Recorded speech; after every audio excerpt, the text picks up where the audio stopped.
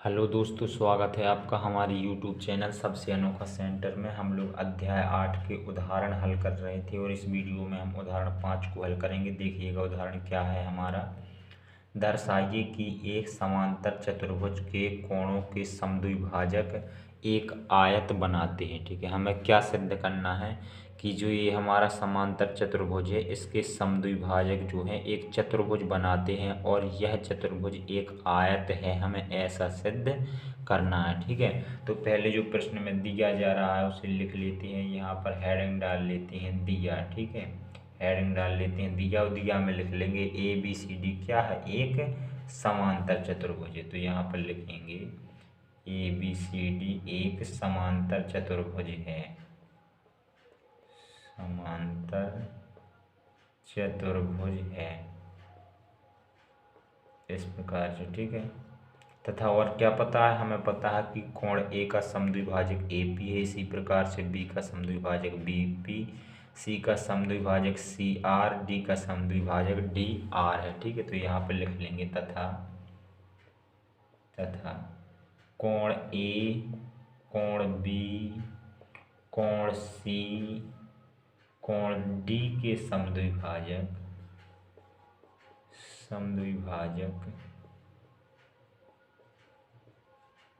क्रमशः AP, BP,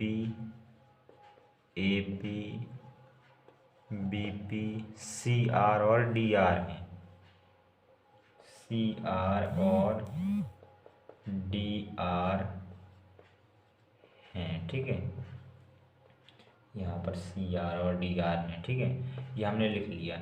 अब यहाँ पर हम लोग हेडिंग डालेंगे सिद्ध करना, और सिद्ध करना में जो हमें सिद्ध करना है उसे नोट कर लेंगे, लिख लेंगे।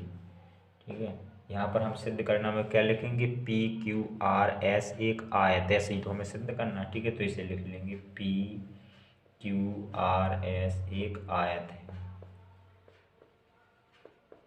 ये हमें सिद्ध करना है। ठीक है, यहाँ पर हेडिंग डालते हैं उपपत्ति और सिद्ध करना स्टार्ट करते हैं उपपत्ति। ठीक है, देखिएगा अब हम लोग क्या करेंगे, हमें पता है कि जो हमारी AB और CD है ये समांतर होंगी। क्यों होंगी, क्योंकि जो ABCD है वह एक समांतर चतुर्भुज है और समांतर चतुर्भुज की सम्मुख भुजाएं समांतर होती हैं, इसलिए हम कह सकते हैं AB और CD समांतर होगी। तो यहाँ पर हम लोग लिख लेंगे AB समांतर CD, AB समांतर CD। ठीक है, क्यों लिखी भाई ये हमने समांतर, यहाँ पर लिख देंगे समांतर चतुर्भुज की सम्मुख भुजाएं, समांतर चतुर्भुज की सम्मुख भुजाएं,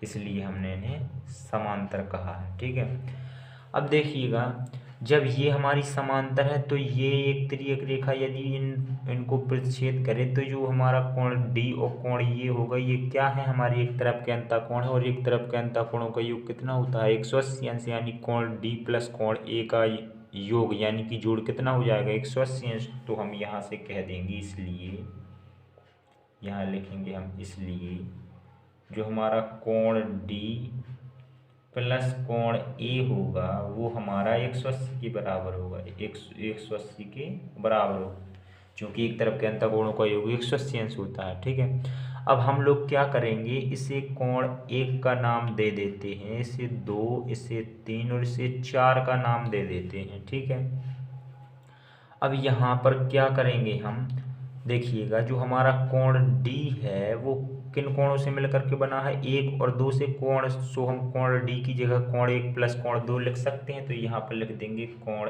1 प्लस कोण 2 और प्लस इसी प्रकार से कोण 1 की जगह पे क्या लिख देंगे, कोण 3 प्लस कोण 4, कोण 3 प्लस कोण 4 और बराबर में हमारा है 180 अंश। ठीक है, और यहाँ पर हमें एक चीज़ पता है, देखिएगा चूंकि हमें पता है कोण A का समद्विभाजक क्या है, AP है और D का समद्विभाजक DR है। तो यहाँ पर हम इसे लिखेंगे, चूंकि कोण A तथा कोण D के समद्विभाजक डी के समद्विभाजक क्या हैं? AP और DR हैं।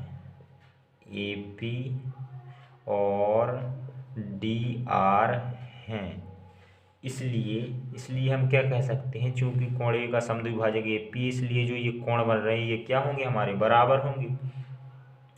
इसलिए जो हमारा कोण 3 होगा वो कोण 4 के बराबर होगा। कोण 3 बराबर कोण 4, तथा जो हमारा कोण 1 होगा वो हमारे कोण 2 के बराबर होगा। कोण 1 बराबर कोण 2। ठीक है, इस प्रकार से चूंकि समद्विभाजक जो कोण बनाता है वे हमारे बराबर होते हैं। ठीक है, अब हमने यहाँ से 3 बराबर 4 निकाल लिया और 1 बराबर 2 निकाल लिया, तो यहाँ पर देखिएगा हम लोग क्या करेंगे, 1 की जगह पे 2 रख सकते हैं। यहाँ पर चूंकि हमें 1 बराबर 2 दिया गया है, और यहाँ पर हम 4 की जगह पे क्या लिख सकते हैं, 4 की जगह पे हम 3 लिख सकते हैं। ठीक है, 1 की जगह पे हम 2 लिख सकते हैं और 4 की जगह पे 3 लिख सकते हैं। 3 की जगह पे भी 4 लिख सकते हैं, लेकिन यहाँ पर हम 4 की जगह पे 3 लिखेंगे। ठीक है, तो 1 की जगह पे हम लोग 2 लिख देते हैं, तो यहाँ पर हो जाएगा हमारा 2 प्लस यहाँ कोण 2 हमारा पहले से दिया है, प्लस ये हमारा कोण 3 है, ये हमने ज्यों का त्यों रखा, प्लस कोण 4 की जगह पे क्या लिख दिया हमने, 3 लिख दिया, बराबर में हमारा 180 अंश है। ठीक है भाई, इन दोनों को जोड़ देंगे तो यहाँ पर हो जाएगा हमारा 2 कोण 2, प्लस इन दोनों को भी जोड़ देंगे तो यहाँ पर हो जाएगा 2 कोण 3, और बराबर में हमारा है 180 अंश। ठीक है, इस प्रकार से अब देखिएगा इन दोनों में से हम 2 को बाहर कर लेंगे, तो यहाँ पर हमारा बचेगा अंदर कोण 2 प्लस कोण 3, और बराबर में है हमारा 180 अंश। अब देखिएगा जो ये 2 है हमारा 180 के भाग में चला जाएगा, तो यहाँ पर कोण 3 है, कोण 2 प्लस कोण 3 बराबर कितना आ जाएगा, 180 बटे में 2। जब हम 2 से 180 में भाग लगाएंगे तो कोण 2 प्लस कोण 3 बराबर निकल के आ जाएगा हमारा 90। ये हमारा 90 आ गया, कोण 2 प्लस कोण 3। ये वाला कोण और ये वाला कोण, इन दोनों का योग कितना आ गया, 90 आ गया। ठीक है भाई, अब हम लोग क्या करेंगे, देखिएगा हम ये वाला त्रिभुज ले लेंगे DSA, यहाँ पर लिखेंगे त्रिभुज DSA में, और इस त्रिभुज के हम तीनों कोणों को जोड़ देंगे। ठीक है, कोण S को जोड़ देंगे, कोण D को जोड़ देंगे, कोण A को जोड़ देंगे इस त्रिभुज के लिए। ठीक है, तो यहाँ पर हम लोग क्या करेंगे, कोण D प्लस कोण A प्लस कोण S, तीनों कोणों को जोड़ दिया, और हम लोग जानते हैं त्रिभुज के तीनों कोणों का योग कितना होता है, 180 अंश, तो हमने 180 अंश कर दिया। अब हमें कोण D प्लस A यानी कि 2 प्लस 3 का योग कितना दिया गया है, 90, तो हम D प्लस A की जगह पे कितना लिख सकते हैं, 90 लिख सकते हैं, क्योंकि कोण 2 कोण 3 का मतलब, कोण 2 का मतलब D, कोण 3 का मतलब A, इन दोनों का योग कितना है, 90 है, तो हमने इसकी जगह पे 90 लिख दिया। प्लस कोण S बराबर कितना है, 180 अंश। अब हम 90 को 180 की तरफ ले जाएंगे तो कोण S बराबर निकल के आ जाएगा हमारा 180 माइनस का 90, और 180 में से 90 घटाएंगे तो कोण S बराबर निकल के आ जाएगा हमारा 90 निकल के आ जाएगा। ठीक है, कोण S को हम क्या कह सकते हैं, इस त्रिभुज के लिए कोण DSA कह सकते हैं। ठीक है, तो हम यहाँ पर लिख देंगे, या कोण DSA बराबर कितना है हमारा, 90 है। ठीक है, ये हमने 90 निकाल लिया, ये वाला कोण कितना निकाल लिया हमने, 90 निकाल लिया। ठीक है, और हमें पता है जब दो रेखाएं एक दूसरे को प्रतिच्छेद करती हैं तो जो ये वाले कोण होते हैं ये हमारे शीर्षाभिमुख कोण होते हैं, और शीर्षाभिमुख कोण क्या कैसे होते हैं, बराबर होते हैं।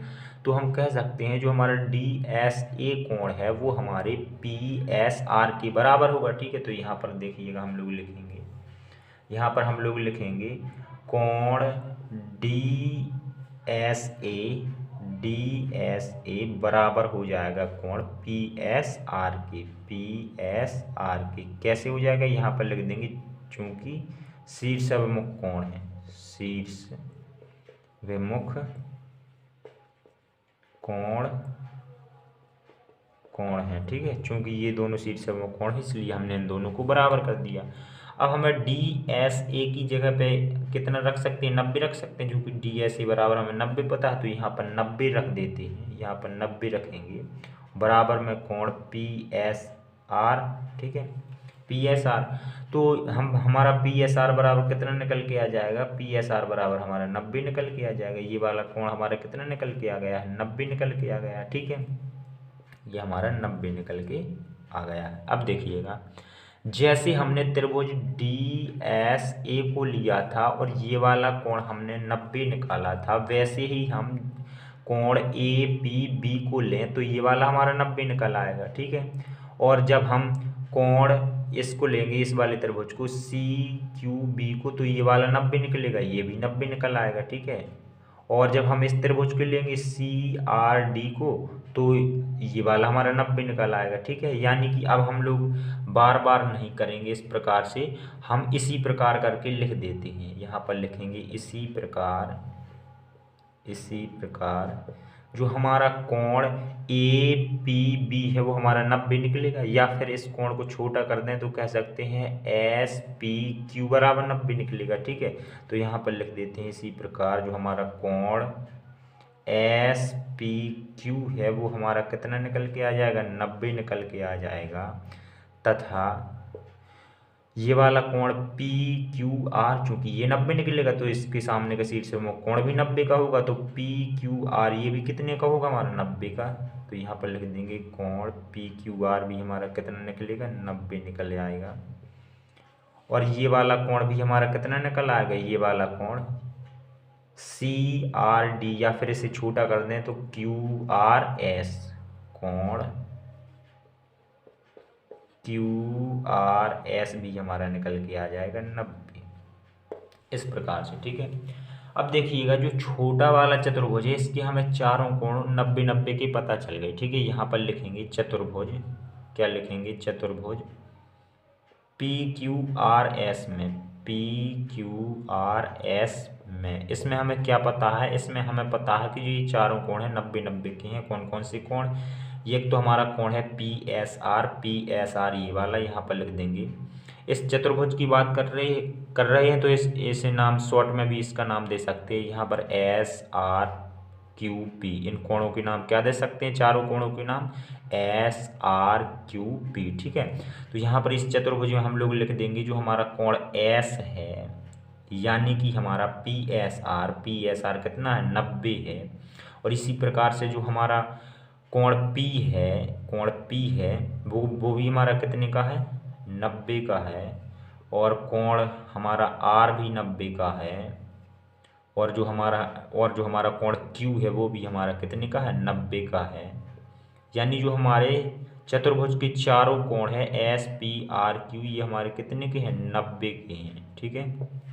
या हम इसे दूसरे प्रकार से क्या कह सकते हैं, हम कह सकते हैं जो हमारा कोण S और कोण Q ये दोनों 90 के हैं, तथा जो हमारे कोण R और P हैं ये दोनों 90 के हैं, ठीक है। किसी भी प्रकार से हम कह सकते हैं, क्योंकि ये तो चारों 90 के हो चुके हैं ना, ठीक है। तो यहाँ पर देखिए, जब S और Q 90 के हैं, S और Q 90 के हैं, P और R 90 के हैं, तो यानी कि हम कह सकते हैं इस चतुर्भुज के सम्मुख कोण बराबर हैं। और जब सम्मुख कोण किसी चतुर्भुज के बराबर होते हैं तो वह चतुर्भुज क्या होता है, एक समांतर चतुर्भुज होता है। तो इसलिए हम कह सकते हैं जो PQRS है वो क्या है, एक समांतर चतुर्भुज, जो कि इसके सम्मुख कोण बराबर निकल आए हैं, ठीक है। तो यहाँ पर हम लोग लिख देंगे इसलिए जो हमारा चतुर्भुज PQR है, PQRS एक समांतर चतुर्भुज है, एक समांतर चतुर्भुज है। यहाँ पर लिख देंगे चतुर्भुज है, ठीक है, इस प्रकार से। अब जब समांतर चतुर्भुज ये हमने सिद्ध कर दिए, तो हम जानते हैं कि समांतर चतुर्भुज में क्या होती है, सम्मुख भुजाएं बराबर होती हैं। यानी जो हमारी पी क्यू है उसे हम किसके बराबर कर सकते हैं, एस आर के बराबर कर सकते हैं, ठीक है। तो हम यहाँ पर लिख देंगे, इसलिए चूंकि ये हमारा पी क्यू आर एस एक समांतर चतुर्भुज है, इसलिए हम लिख देंगे जो हमारा पी क्यू होगा वो हमारा बराबर होगा एस आर के, तथा जो हमारा क्यू आर होगा वो हमारे पी एस या फिर एस पी के बराबर होगा। तो हमारा क्यू आर बराबर हो जाएगा एस पी की, ठीक है। हमने सम्मुख भुजाएं बराबर कर दी। अब देखिएगा, अब हम लोग और क्या कर सकते हैं, देखिएगा इसे क्या मान लेते हैं, समीकरण फर्स्ट मान लेते हैं, और तो हमने कहीं समीकरण माना नहीं है, ठीक है। इसे फर्स्ट मान लेते हैं और इसके हमें चारों कोण पता है 90 के हैं, ठीक है। तो हम किसी एक कोण को 90 अंश का ले लेते हैं, मान के चलिए कि कोण एस को 90 अंश का ले लेते हैं। यहाँ पर लिखेंगे तथा कोण एस बराबर 90 अंश। अब मान लेते हैं इस पूरे को समीकरण फर्स्ट, इस पूरे को क्या मान लेते हैं, समीकरण फर्स्ट। देखिएगा हमने क्या किया, इस चतुर्भुज में हमने सम्मुख भुजाएं तो बराबर दिखा दी, सम्मुख भुजाएं बराबर दिखा दी और कोई एक कोण 90 अंश का दिखा दिया। और हमें पता है कि किसी भी चतुर्भुज को आयत सिद्ध करने के लिए हमें सम्मुख भुजाएं बराबर दिखानी होती हैं और कोई एक कोण 90 अंश का दिखाना होता है। तो हमने एस कोण 90 अंश का दिखा दिया, चूंकि इसमें तो चारों, तो किसी भी कोण को 90 अंश कह सकते थे, ठीक है ना। तो फिर अब हमारा सिद्ध हो गया कि जो पी क्यू आर एस है एक आयत है, क्योंकि इसमें सम्मुख भुजाएं बराबर हैं और हमारे एक कोण 90 अंश का भी है, ठीक है। तो यहाँ पर लिख देंगे समीकरण फर्स्ट से स्पष्ट है, समीकरण फर्स्ट से स्पष्ट है कि पी क्यू आर एस एक आयत है, एक आयत है, ठीक है। यही तो हमें सिद्ध करना था, यहाँ पर लिख देंगे इति सिद्धम, ठीक है। इस प्रकार से हमारा 5वां उदाहरण कंप्लीट हो जाता है। चलिए मिलते हैं अगली वीडियो में, धन्यवाद।